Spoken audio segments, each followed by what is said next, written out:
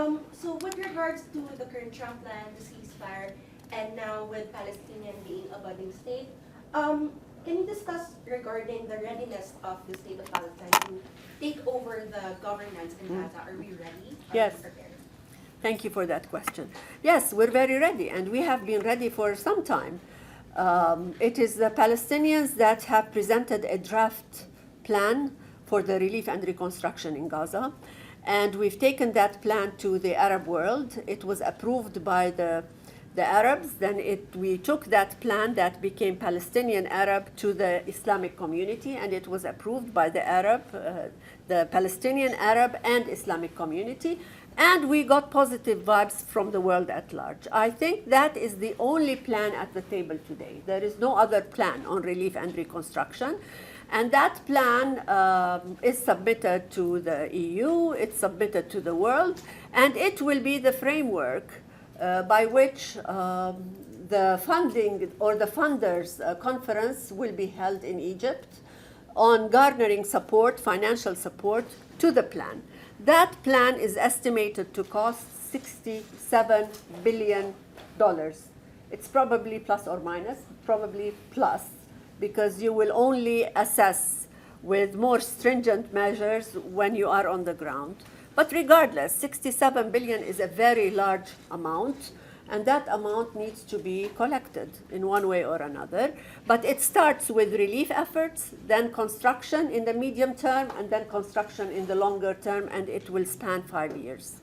With regards to that, did Palestine and the Philippines have any discussion with regards to assistance on how to prepare for this? Yes, we've talked about the plan, and we said that any support, any in-kind support, any financial support, any technical support would be beneficial, and we referred back to the issue of mutual interest, where the niche is and where the best support can be given to the Palestinians, meeting the interests of Philippines.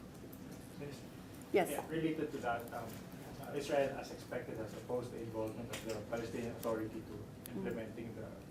Sorry, I'm Mikhail Reuters.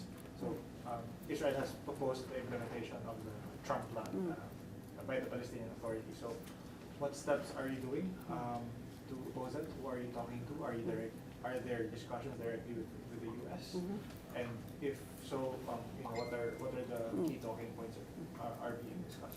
Well, Israel is opposing any Palestinian engagement in any plan related to Gaza.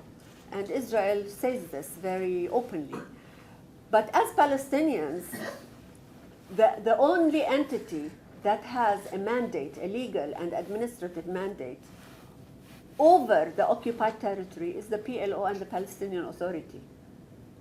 Internationally, legally, that's the only entity mandated with the authority over occupied territory. And as such, it has to be brought in, whether in the beginning of the process, in the middle of the process, or at the end of the process. As a Palestinian, for me, a natural evolution would be to bring in the Palestinian Authority early on, because I will give you examples.